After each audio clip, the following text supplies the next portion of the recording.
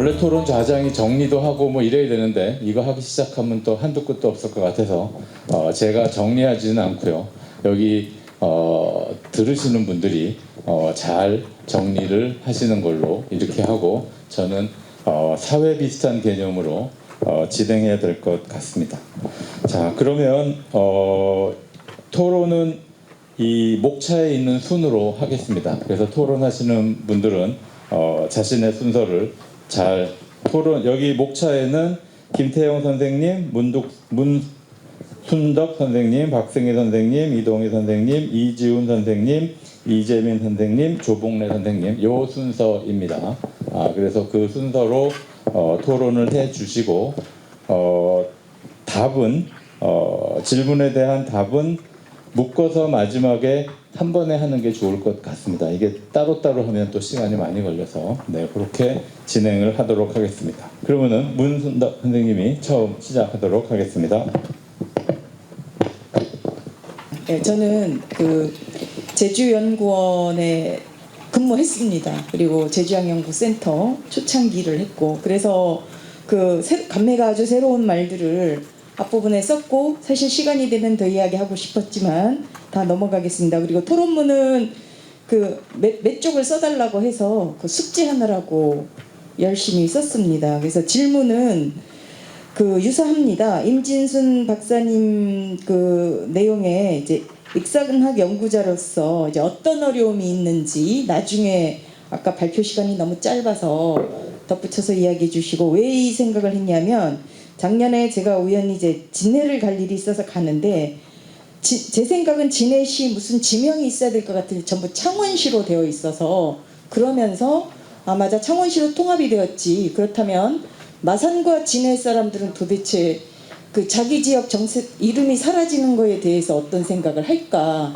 이런 궁금증이 있었습니다, 작년에. 그러면서 오늘 우리가 이제 전제지역학 제목이 호명이라 아까 앉아서 들으면서 어떻게 호명될 것인가도 중요하지만 그 호명이 어떻게 살아남을까가 결국은 지역학 연구자들이 해야 될 일이지 않을까, 이제 그런 생각을 합니다. 그 다음에 그 한상원 센터장님 이야기 그 질문도 다 비슷합니다. 그러니까 그 우리가 지역학 연구자가 어떤 시각으로 어떻든 지역 연구에 접근해야 될 건지, 지금까지 10년 동안 많은 일들을 우리가 해왔는데, 그다음에 오재환 박사님 발표문 원래 읽으면서 무지 부러웠습니다. 어떻게 부산 유산의 그 여러 9개의 화소들을 모아서 어떻게 세계 유산으로 등재할 생각을 했을까, 이제 부러워서 아까 사석에서 이제 많은 말씀을 들었는데 다 그와 유사한 이야기입니다.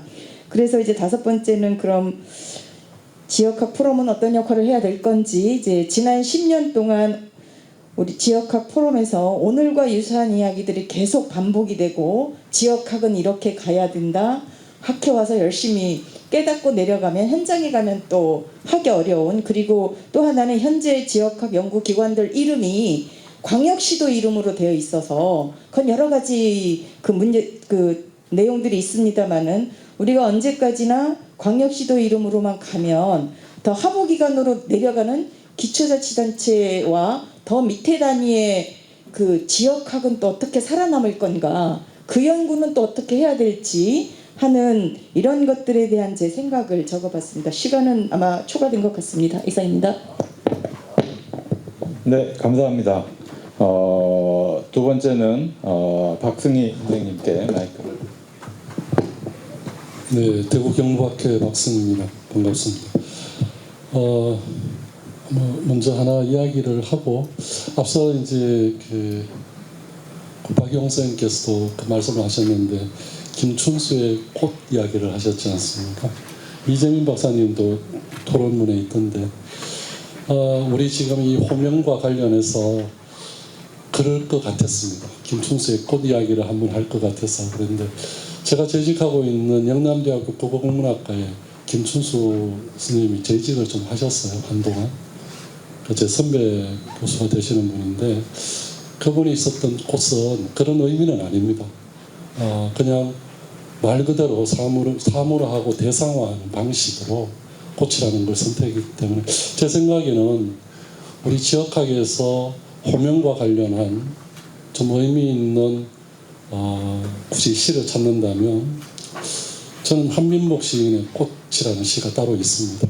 모든 경계에는 꽃이 핀다라고 하는 그 내용이 어쩌면 우리하고 좀 더 맞지 않을까 이런 생각도 짧게 해봤습니다. 오늘 발표와 관련해서 저는 그냥 저 토론문은 참고해서 그냥 보시면 될 것 같고요. 보니까 문장이 엉망입니다. 그래서 보시지 말라고도 이야기하고 싶습니다. 예, 저는 그런 생각을 좀 합니다. 이 호명과 관련한 이야기는 어쨌든 그 지역에 대한 그 시민들이나 대중들의 공감각적인 측면들이 있다. 그런 것들을 그러니까 시민과 나라고 하는 시민과 지역의 관계 속에서 불려지는 이 호명이라는 문제는 역사와 문화 또 삶의 실체와 관련된 것들이기 때문에 지극히 지역성을 강조할 수밖에 없다는 거죠. 보편성을 가지고 있으면서도 지역의 정체성을 보여줄 수 있는 어느 세계로서의 호명에 대한 고민들을 좀 더 할 필요가 있다는 생각이 듭니다. 근데 문제는 이제 이런 것들이 국가주의적 호명 방식을 많이 택하고 있다는 것이죠. 실제로 우리가 대부분의 도시와 지역이 식민지 경험을 했고 또 식민지 과정에서 나타났던 그 소위 말하는 파시점적인 공공성의 언어로서 지역을 부르고 있기도 하다는 겁니다.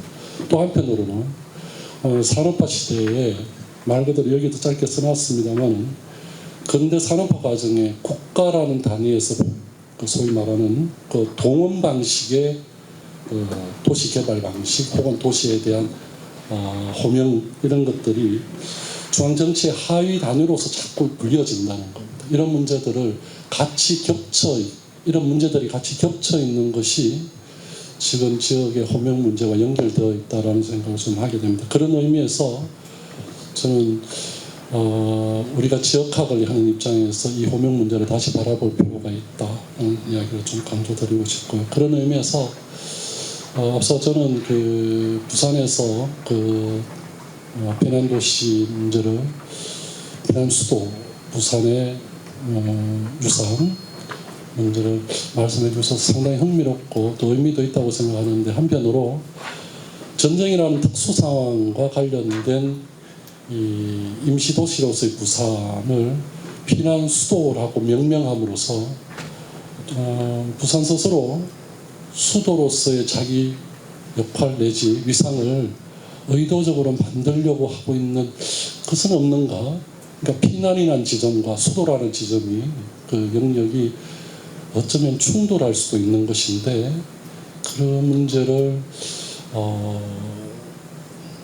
그냥 외면하고 혹은 지나가면서 세계 유산으로서의 등재 가치만을 강조하는 방식은 좀 고민할 필요도 있겠다라는 생각 좀 들었습니다. 그리고 이제 그 다시 호명된 익산 발표 좀 특별하게 읽었습니다. 그 1.2 폭파 사건 자체가 우리한테 줬던 충격 같은 것들이 아직 흔적으로 남아 있고요.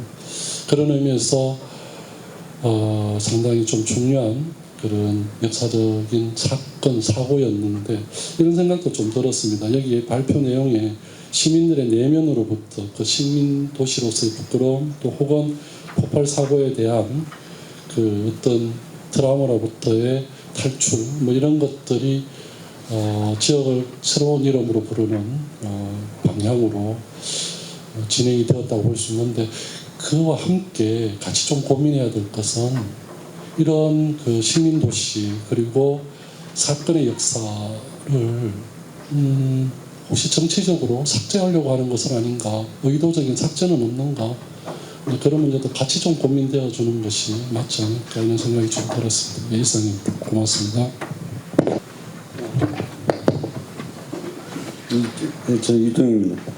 마이크가 생기다 만 것처럼 이제 반절만 하면 하여튼 점심을 건너서 그런지 하여튼 배가 많이 고픕니다. 배가 많이 고픈데 이제 끝나가니까 다행이라고 생각하고 오늘 아무튼 이제 우리가 10년 만에 법인 발족해서 이 자리를 갖는 거니까 어떤 자축일지 몰라도 좀 우리가 나름 큰 일을 했다는 생각이 들고 또 축하드리고 오늘 지명인 호명도 뭐 어느 특정 지역만 관련된 게 아니라 전체적으로 좀 한번 논의되는 그런 주제일 수 있는데 주제 선택도 이번 이제 대전 쪽에서 잘 택하신 것 같고, 그리고 그 아까 말씀하시는 거 들으니까 그 이제 전에는 우리가 회장님이라고 안 했는 거 봐요. 그러니까 저 송민호 교수님이나 일주 교수님이나 하는데 그 역사에 그런 거 있어요. 출연왕이라고.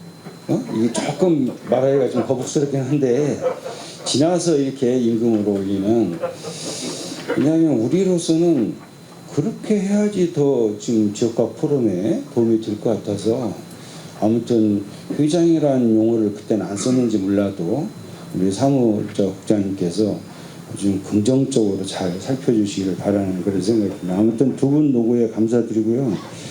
오늘 그 이제 호명 관련해서는 저는 이제 한 두 가지 정도 큰 틀에서 본다면, 이걸 한번 전국적으로 우리가 조사해서 한번 방안을 한번 찾아보는 것도 우리 지역학이 좀 한번 해봤으면 하는 그런 생각도 좀 든다는 거예요. 그러니까 지금 여러 가지들이 있잖아요. 여러 가지들이 이제 어떤 가치 차원에서 관광이나 이런 차원에서 이런 막 김삿갓으로 바꾼다든지, 이런 말은 좀 조심스럽긴 하지만 그 천주교가 이렇게 전파해 나가면서 이렇게 지명들을 많이 바꿔가는 그런 게 있다고 저는 이렇게 들어요. 제가 사는 동네에서도 그 유명한 산이 있는데 그 산 이름을 지금은 이제 천주교식으로 붙여서 젊은 이제 학교 다니는 애들은 예전 이름을 몰라요. 그러니까 나이 든 세대와 이제 젊은 세대 간에 이제 지명을 가지고서 또 좀 엇박장을 하는 이런 일들도 벌어지고, 그런 문제들, 또 뭐 한글로 하면서 아까 저 한성은 센터장님 잠깐 언급을 하시던데, 이게 이제 처음에 한밭에서 대전으로 넘어온 뭐 이런 게 있는가 하면, 요즘 들어서 뭐 빛거울도 그런 거 아닌가요? 이렇게 광주를 전주도 온거울로, 그 어떤 이제 연세가 많이 드신 분이 지역에 원로이신데 한번 저한테 하여튼 이의를 제기한 적이 있어서, 이 전주 언제부터 온거울이냐, 왜 자꾸 온거울이라고 하는가.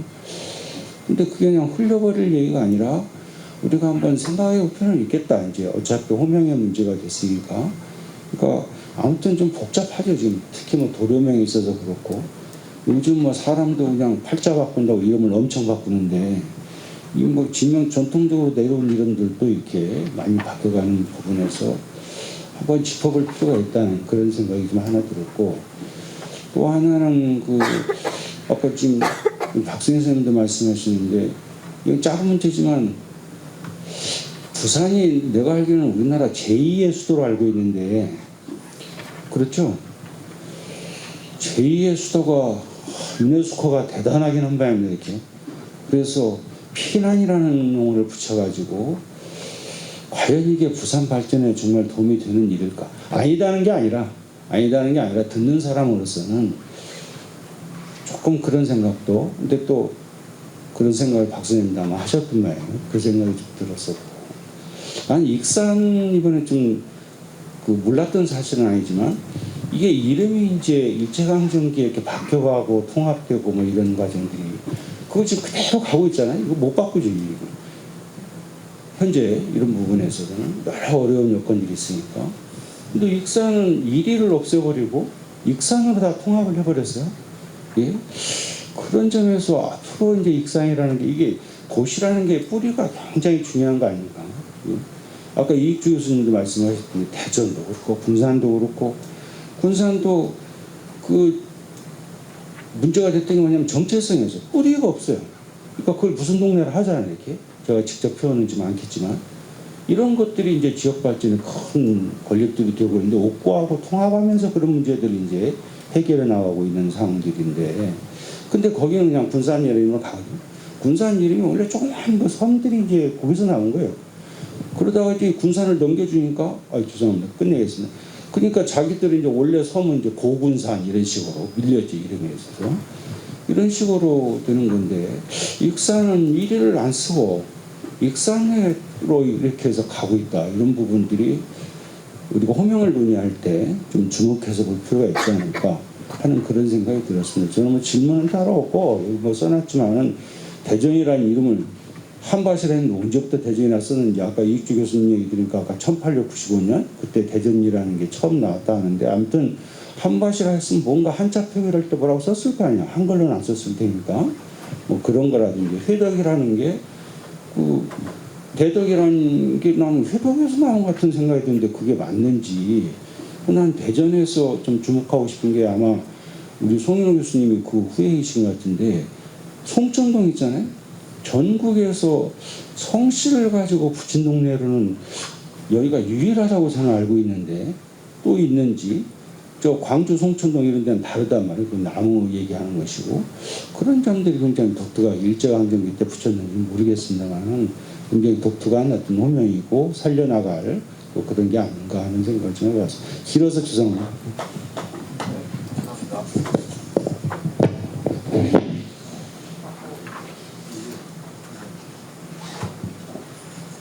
네.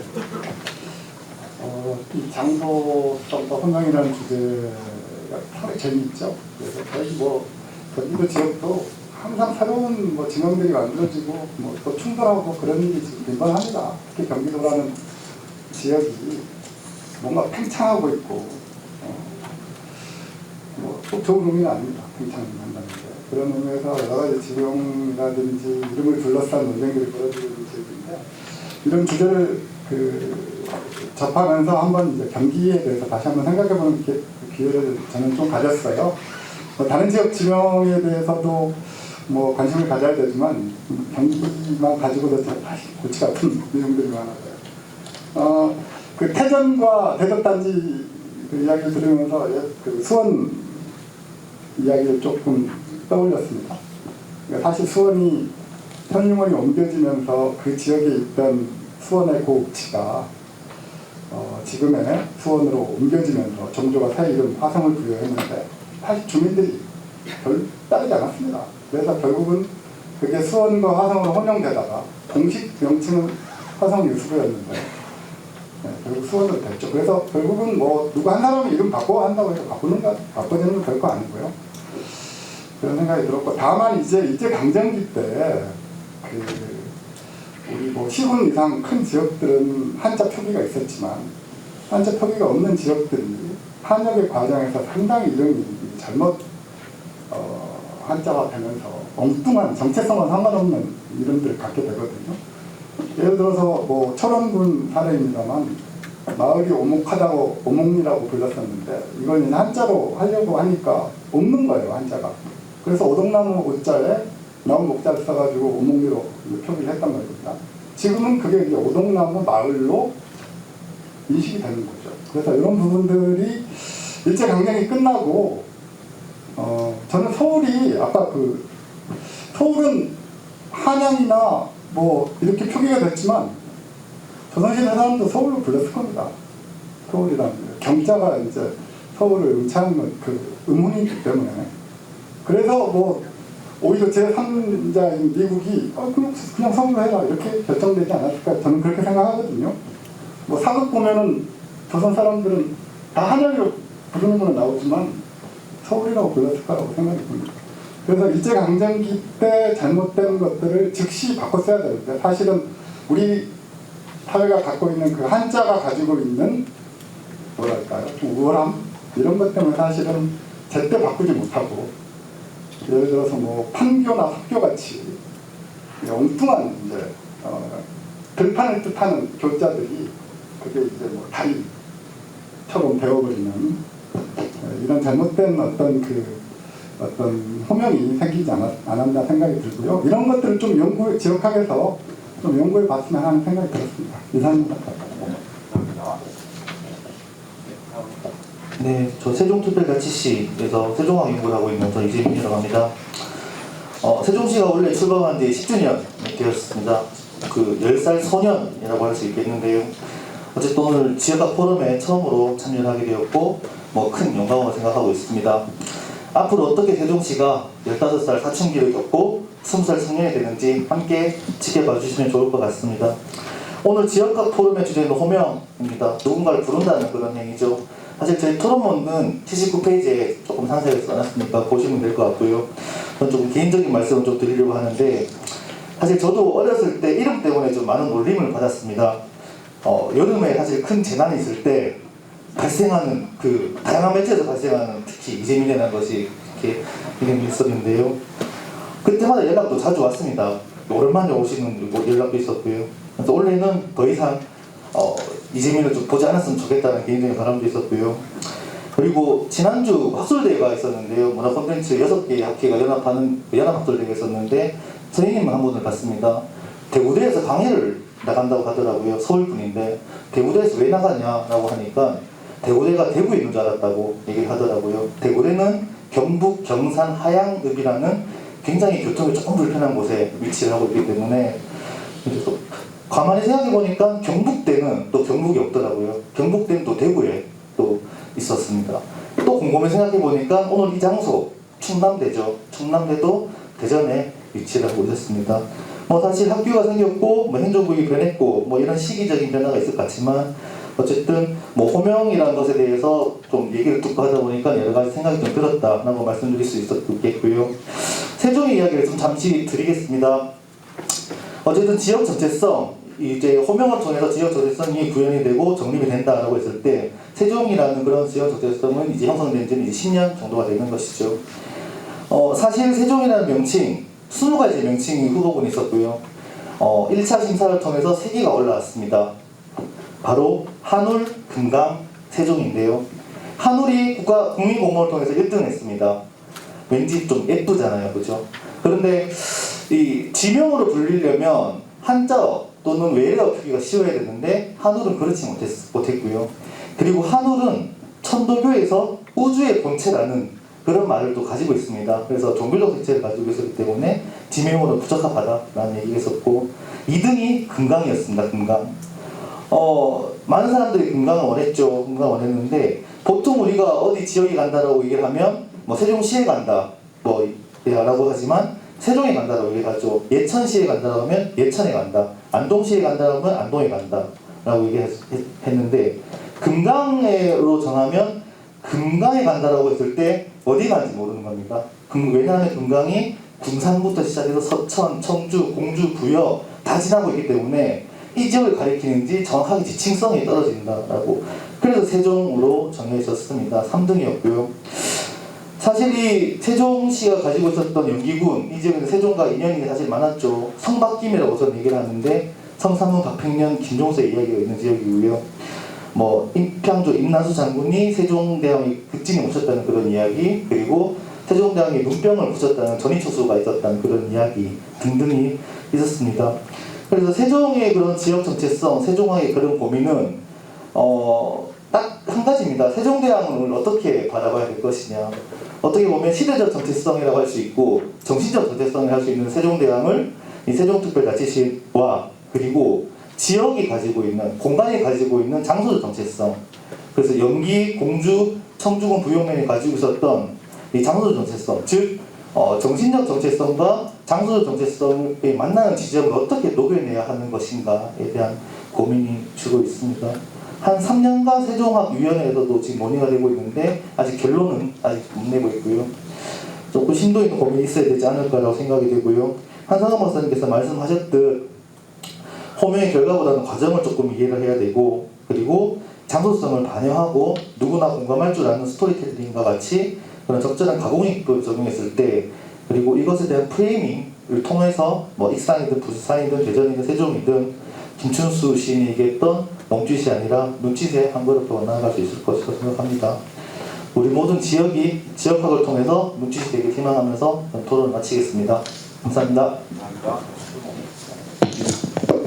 예, 인천학연구원의 조국래라고 합니다. 제가 구조를 써놨는데 이거 대체적인 내용은 이지훈 선생님하고 비슷하게 저도 장명에 관련돼 가지고 좀 말씀을 드리고 싶었고, 주로 누구를 이게 꼭 겨냥해가지고 쓴 글은 아니지만 대체로 제가 대답을 듣고 싶은 분은 한상원 선생님 같긴 합니다. 제가 이런 고민을 사실 호명이라는 주제를 받고 굉장히 좀 흥분했습니다.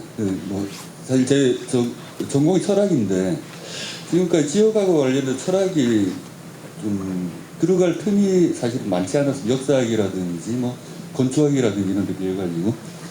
뭐 알티세르가 하도 어려워서 잘 읽지는 않았지만 그래도 이렇게 이제 좀 철학의 통찰력을 가지고 이제 지명을 다시 한번 되돌아보자라는 그 취지에 굉장히 좀 공감을 했었고요. 그래서 이제 제가 질문을 줄이자면 구체적으로 질문을 제가 적시하진 않았는데 이 발표문에 제가 로데오 거리 이 얘기를 좀 써놨습니다. 이 전국적으로 로데오 거리가 18개나 됩니다. 이 이유가 그냥 뭐 자연스럽게 형성이 된 공식적인 지명은 아닐지라도 그 거리를 다 로데오 거리 이렇게 부를 겁니다. 그게 상당히 올해 또 됐고요. 점차 늘어나고 새로운 도시가 생겨 있고 젊은이들이 많이 모이는 거리는 인천도 마찬가지입니다. 인천도 마찬가지고. 근데 이거는 뭐 지역 정체성하고 전혀 관련이 없고 뭐 한국에서 로데오 경기가 한 번도 벌어지진 않았을 것 같습니다. 그럼에도 불구하고 전국 도시마다 이 로데오 거리라는 지명이 붙는 게 상당히 좀 제 눈에는 문제스러워 보였고요.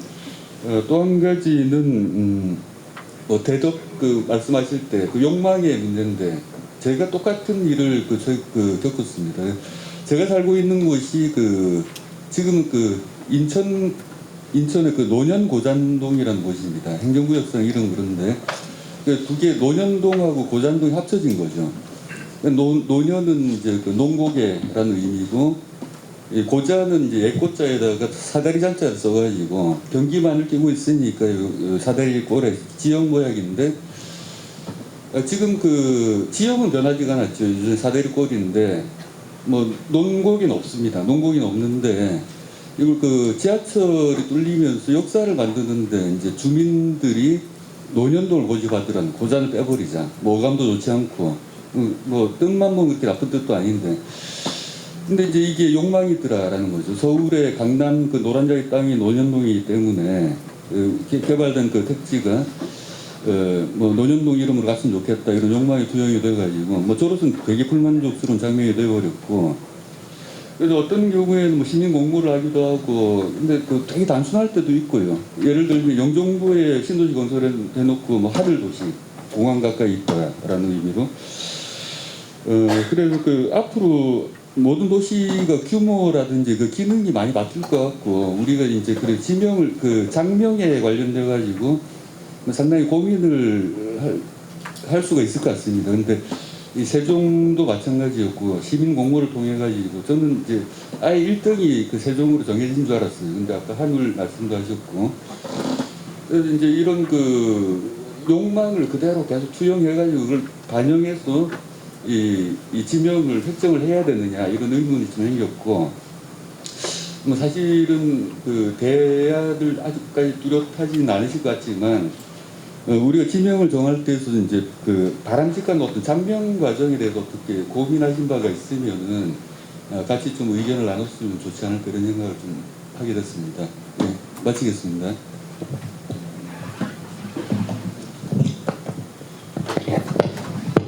네, 토론을 아주 짧게 해주셨습니다. 사실은 죄송한 게 저도 이 토론문을 읽어보면 사실은 거의 발표 수준의 깊이가 있고 사실은 저희가 하나하나 들어보면 굉장히 도움이 많이 될 만한 그런 내용들이 많이 있습니다. 그래서 제가 당부드리고 싶은 거는 꼭 가서 집에 돌아가시면 토론문을 한번 쭉 읽어보시면 정말로 도움이 많이 되겠다라는 생각이 듭니다. 제가 좌장으로서 잠깐 정리를 하면 일단 질문과 과제가 있는 것 같습니다. 과제는 기본적으로 각 기관별로 각각의 지명의 유래에 대해서 사실은 공부를 해볼 필요가 있겠다라는 겁니다. 지금 대전과 부산과 익산에 대해서만 지금 돼 있지만 서울도 서울 나름대로 그 다음에 울산은 울산 나름대로 우리의 지명이 어떻게 유래된 것인지 그냥 네이버에 치면 나오는 거 말고 뭔가 좀 깊이 있게 연구를 하고 그걸 가지고 우리가 한번 토론을 해볼 필요가 있지 않나 라고 하는 과제가 하나 있고요. 그 다음에 이제 또 하나는 그런 연구를 하다 보면 그 연구가 또는 공부가 그 지명과 장소성, 아이덴티티가 정말 연결된 건가라고 하는 생각을 해볼 필요가 있다라는 거고요. 지금 마지막에 토론해 주신 이 철학과 교수님이 저는 이제 와 닿는데요. 이 호명에 정말 이 역사보다는 개인적인 욕망 또는 정치적인 욕망 이런 것들이 너무 많이 들어가 있는 거 아닌가, 그러한 과정들이 어떻게 연계되어 있는가라고 하는 겁니다. 예를 들면 저는 유네스코 문화유산에 등재되는 게 굉장히 지역성을 반영한다라고 생각이 들었는데 오늘 토론하시는 분들 말씀을 들어보니까 이것도 또 하나의 글로벌라이제이션이 아닌가. 우리 지금 위원장님도 계시긴 하지만 네, 하여튼 이게 또 하나의 체계 속에서 세계의 각각의 지역을 정리하는, 굉장히 지역성을 강하게 이야기는 하고 있지만 그거를 하나의 글로벌라이제이션의 또 하나의 표현이 아닐까라는 사실은 좀 생각을 했고요. 이거에 대해서는 굉장히 많은 토론이 필요할 거라고 생각이 됩니다.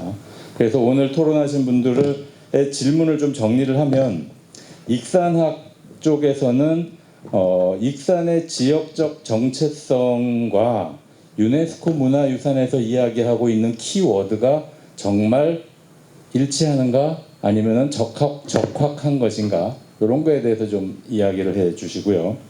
그 다음에 부산학의 질문을 드리고 싶은 거는 좀 정리를 하면 피란 수도라고 하는 호명이 유네스코 문화유산 등재 이외에 다른 어떤 역할을 할 수 있을까? 이게 정말 의미가 있는 건가? 라고 하는 것이 이제 아마 주된 내용인 것 같고요.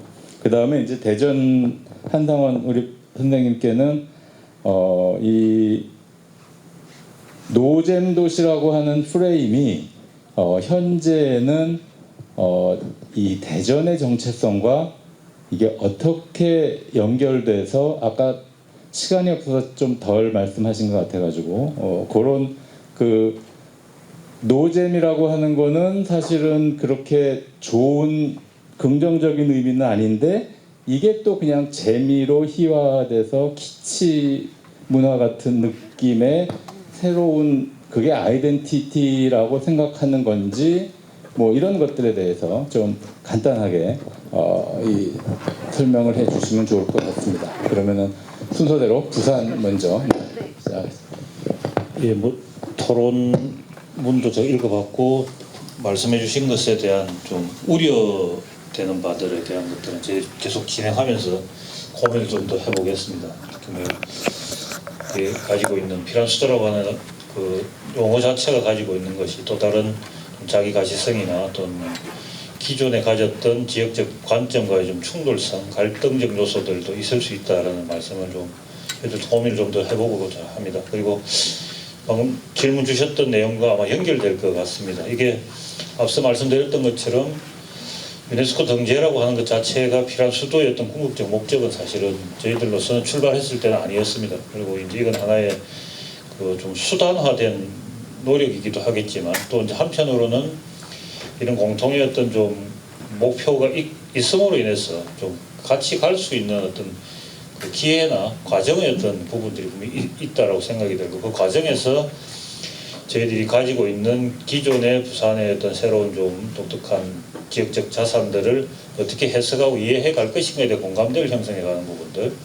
그래서 이제 유네스코에서 가장 강조하는 부분들이 결국은 여기에서의 지속성들을 얘기를 하기 때문에, 그 지속성은 지역 사회와 지역민들의 어떤 지속적인 참여를 통한 노력이 가장 중요하기 때문에 그 부분들을 어떻게 구성해 갈 것인가가 더 중요한, 행정적인 거나 연구자의 노력들보다는 그런 부분들을 좀 더 고민해 가야 될 거라는 생각이 들고, 결국 앞서 제가 좀 표현했지만 유네스코에서 얘기하는 것도 인류 보편적 가치를 자꾸 강조를 하고 있습니다. 특히 저희들이 이제 주장하는 것도 전쟁의 측면보다는 인류의 측면을 강조를 하는데, 지역적 가치를 가진 이런 자산들이 인류가 기억하고 함께 가야 될 보편적 가치로 인식될 수만 있다 그러면 그 자체가 지역의 가치가 형성되고 만들어지는 어떤 결과로서의 어떤 모습은 저는 좋은 게 아닐까. 오히려 이제 지정과 보존이라는 부분과 아울러 지역적 가치 확산을 통해서 보편적 인식의 어떤 가치들을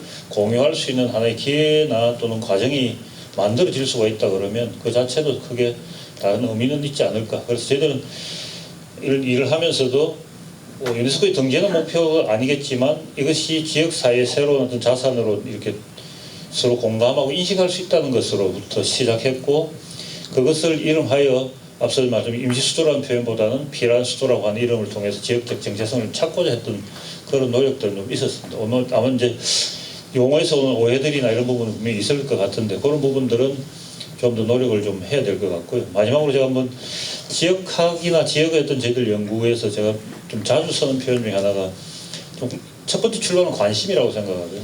관심이 있어야만 그것을 해석하고 이해하려고 노력하는 것들이 필요하고요. 그게 혼자서 할 수는 없는 거고 함께 할 때도 힘이 더 생길 수가 있을 것 같습니다. 그래서 지역에 대한 관심과 좀 함께 할 수 있는 노력, 그리고 이제 그 속에 오늘 이런 논의들처럼 좀 비판적 인식들을 좀 갖추어서 간다 그러면 보다 좀 더 발전된 우리 지역학의 모습들도 나타나지 않을까 하는 생각들을 좀 하면서 좀 간략하게 말씀을 드리겠습니다. 네, 감사합니다.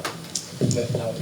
네, 좀 제가 어려웠긴 한데 우선은 그 익산군이라는 지명에 있어서 익산시라는 일이라는 거를 버리고 익산시로 되는 그 과정에 있어서 익산은 제가 이제 저희 소장님께도 여쭤봤지만 크게 그 갈등이라는 게 있긴 했지만 그거를 서로 마무리하는 과정에 있어서는 크게 부딪히는 과정은 없었다고 들었어요. 그렇기 때문에 사실은 지금 소장님께서 말씀해 주신 유네스코 세계문화유산이라는 그 역사성만을 강조해가지고 익산시라는 지명으로 지금 현재 익산을 이렇게 명명하기는 좀 어려울 것 같습니다. 오히려 문순정 선생님이 말씀하신 것처럼 근대 이전의 익산군과 근대 이후의 이리시 그리고 이를 통합한 현대적인 그 익산시라는 개념으로 저희 익산시를 명명하는 게 현재는 더 바라보는 데 적합하다고 생각합니다. 부족하지만 여기서 듣도록 하겠습니다. 네, 감사합니다. 네. 노잼 도시 관련해서 저도 이제 저보다 젊은 분한테 많이 물어보는 게 서울 수도권과 부산을 제외하고 전국에 큰 도시 중에서 어디가 그러면 재미가 있는 도시인가요? 그러면 답이 안 나옵니다. 대구 아니라고 하고요. 부산은 뭔데 광주, 울산, 청주, 다 천안 다 아니라고 하거든요. 결론은 사실 노잼 도시라는 딱지는 저는 굉장히 억울하다고 생각되는 게 이건 전형적인 우리나라의 수도권 집중화 경향이 결과라서 그중에 그걸 이제 대전이 뒤집어 쓰는 상황이지만 대전은 그거를 두 가지 차원에서 합니다. 하나는 인정하는 거. 그리고 하나는 반전, 충청도 특유의 반전. 여기서 충청도 저자동사를 말씀드리는데 반전이죠. 그래서 반전, 노잼일 줄 알았더니 꿀잼이더라. 이렇게 보여주려고 하고 그래 우리 노잼이야. 지금 시대가 뭔가 포용적이고 또 여유롭고 힐링하고 그런 곳인데 노잼이지만 그래도 계속 이상하게 머물고 그러는 삶의 여유를 찾는 곳이야. 이렇게 두 가지 길로 하고 있는 것 같긴 합니다. 간단하게 하나 조봉래 교수님 말씀하신 그 부분 관련해서 저도 이제 욕망 부분들을 호명과 욕망에서 하나 살짝 말씀을 안 드린 부분이 있었는데 발표에서 이게 욕망의 차원을 본다는 게 굉장히 너무나 복잡한 얘기고요. 본래 호명은 또 욕망에 대한 부분을 얘기하지는 않았기 때문에 호명은 근데 이데올로기적인 측면이 강하고 욕망에서도 여러 갈래가 있습니다. 하나의 사례로 대부분의 전국의 아파트 이름이 마을자가 많이 붙습니다. 무슨 마을 요즘에 이제 흔히 광고를 보면 그 제품이 그 제품에서 선전하는 그 문구의 반대인 제품이라는 거 하면 되잖아요. 그러니까 그 반대. 아파트가 자연 친화적이지 않기 때문에 자연과 관련된 닉네임이 많고 아파트가 공동체적이지 않기 때문에 마을이라는 이름을 붙이고 이거는 아파트에 사는 것 자체가 공동체가 멀어질 수밖에 없다는 거기 때문에 공동체를 회복하고 싶은 욕망이 있긴 한데 그것이 이제 그냥 일종의 합리화의 방식으로 가는 거죠. 그렇다면 이 욕망이라는 것 중에서도 긍정적인 부분을 어떻게 하면 찾아내서 그 부분을 다양하게 충족시킬 것인가 그리고 거기에 이 구성원들의 행위 대전에도 로데오 거리가 여기 충남대 바로 옆에 있었는데요. 로데오 거리라는 이름이 너무 낯설었습니다. 제가 학교 다닐 때는 그 거리를 저희는 방황사거리라고 불렀어요. 거기만 가면 방황을 하게 돼요. 그래서 그래서 결국 우리 방황사거리에서 봐 이렇게 만났는데 자꾸 언론에서 로데오 거리 같아요. 그렇게 해서 그게 이상한 딱지가 붙어지는 거죠. 어찌 보면 사회 구성원들의 그 추억을 되생각해 보면 방황사거리 이런 걸 좀 회복했으면 좋겠고 그런 것들을 다시 끄집어내는 그런 것도 이제 아주 지역하게 작은 주제이지 않을까 생각합니다. 네, 감사합니다. 제가 10초만 말미를 얻었습니다. 왜냐면 서울 지명이 지금 이익주 교수는 거론하고 또 이준호 선생님도 거론하고 그랬는데 제가 기억이 안 나서 말씀 안 드려다 2번 연거파 나와서 그 이름이 붙어질 때 그 뭐 있어요. 그 붙여지는 그걸 제가 예전에 촬영한 적이 있는데 아무튼 지금 기억은 안 나고 지금 드릴 수 있는 말씀은 지금 2분 말씀에다가 또 뭔가가 하나 있다. 이 정도까지만 우선 많이 들으셨으니까 거기까지만 말씀드립니다. 네, 감사합니다. 플로어에서 질문을 받도록 하겠습니다.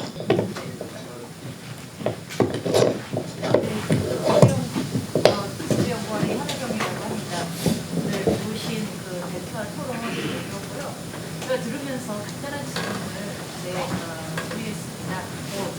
어느 분이시든지 말씀해 주시면 좋을 것 같아요. 서울 광주도 있고, 그다음 달구월 대구도 있고요. 그다음에 피난수도 이제 부산도 있고 다 있는데. 어떤 생각이 드냐면 지명이 있고요. 그 앞에 형용사로 붙여지는 이름들이 굉장히 많지 않습니까? 사실 피난도시 부산만 놓고 보더라도 피난도시 말고 해양도시 부산도 있고요. 그 다음에 아까 인지수도 부산도 있고 이러다 보니까 사실 이렇게 불러지는 것에 대해서 우리가 앞에 형용사 부분은 어떻게 보면 지역의 브랜드화 작업을 통해서 계속 원하는 거거든요. 그래서 어떻게 보면 이것의 그 사용 주기나 이런 것들이 짧을 수도 있고요. 아니면 그 속에서 지역과 그 불려지는 특징들 안에서의 담론주쟁도 있을 수 있고, 또 아니면 해양도시 부산도 있지만 해양도시 여수도 있거든요. 그런 해양도시 제주도 있어요. 그러면 이제 지역 간에 충돌하는 부분들도 있거든요. 그래서 이제 간단히 제가 드는 생각은 저희가 만일 연구를 한다 그러면 이 호명의 범위를 어디까지 정하는 것이 맞는가, 닉네임까지도 우리가 호명의 범주에 넣으면서 끊임없이 지금 지명 자체는 변하는 게 아니거든요. 근데 닉네임 자체가 새롭게 구성되고 담론화되고 그리고 이것이 그 지역 공동체의 아이덴티티하고 연결될 수 있는 부분들이 있는 것인가? 왜냐하면 이거는 정치 권력에서 브랜드화하는 경향이 더 크거든요. 그런 점에서 호명의 범위를 어디까지 우리가 고려할 수 있는가라는 궁금증이 좀 생겼습니다. 이거를 어떤 분이 답을 하셔야? 네, 지금 여기서 논의 답변을 드리기 쉽지 않고요.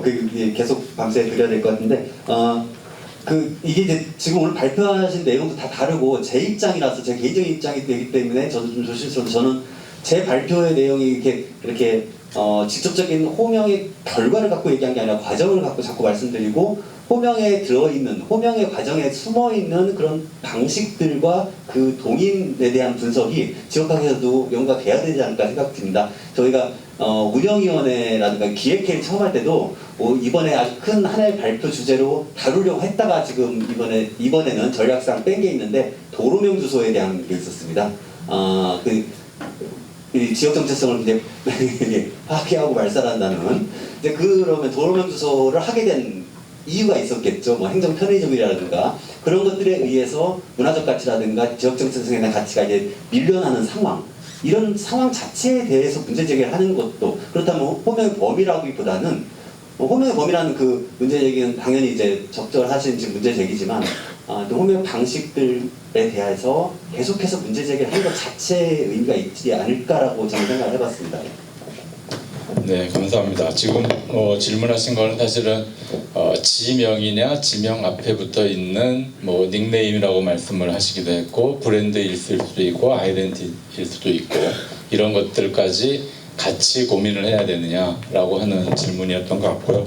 그거는 저희가 다음 주제가 될 수 있을 정도로 굉장히 큰 주제라 이 정도에서 넘어가기로 하겠습니다. 그러면 정리를 해야 되는데요. 제가 정리를 하면서 저는 이제 사례를 한 2가지 드리고 싶습니다. 저희 아파트 이름에 보면 미소의 집이라는, 집에 들어가면 미소가 이렇게 자꾸 이렇게 떠오른다. 미소를 자꾸 생산하는 집이라고 하는 이름으로, 제가 건설사는 잘 신성건설인 맞나요? 미소지움이라고 하는 아파트가 있습니다. 근데 이거 한국말로, 지움은 이게 라틴어로 집이라는 의미인 거고, 앞에는 한국말을 붙여가지고 미소지움인데, 우리말로 쓰면 지움은 이거 지우는 거거든요. 그러니까 한국말로 그대로 보면 미소를 지우는 집, 이렇게 되는 뭐 이런 여러 가지 굉장히 이름을 붙이고 호명을 하면서 어려움들이 많고, 제가 뭐 좀 오래된 얘기긴 하지만 옛날에 그 이란이라든가 또는 시리아의 그 IS 운동이 일어나가지고 전 세계가 굉장히 힘들어했을 때 외국인을 만나가지고 테헤란로에서 만나자 그랬더니 깜짝 놀라더라고요. 왜 서울에 테헤란이라고 하는 지명이 있느냐. 그 뭐 옛날 얘기를 쭉 해주긴 했지만 우리는 그냥 당연히 이름이 붙여져 있고 그거를 테헤란로로 불렀고, 서울에서 가장 비싼 업무지구가 있고 당연히 대한민국에서 가장 복잡한 지역을 우리는 테헤란로라는 이름으로 부르지만, 사실은 그 안에는 또 이게 그 시대마다 그 테헤란이라고 하는 걸 받아들이는 시기는 굉장히 달랐다. 그러니까 이 테헤란이라고 하는 이름을 호명하는, 정하는 방법, 그 다음에 거기에서 만들어지는 그 안에 숨겨져 있는 욕망, 그리고 그것들이 그 도시가 또는 그 장소가 가지고 있는 아이덴티티, 사실은 이런 여러 가지 것들이 복합적으로 연결돼서 사실은 호명이라고 하는 것들이 좀, 사실은 저는 오늘 와서 알았는데 이런 철학적인 굉장히 깊이가 있는 주제이고 연구할 만한 가치가 충분히 있는 주제가 아니었나라는 생각이 듭니다. 네, 그래서 오늘 발표해 주신 3분, 그리고 토론해 주신 6분께 감사의 말씀을 드리면서 오늘 토론은 이것으로 마치도록 하겠습니다. 감사합니다.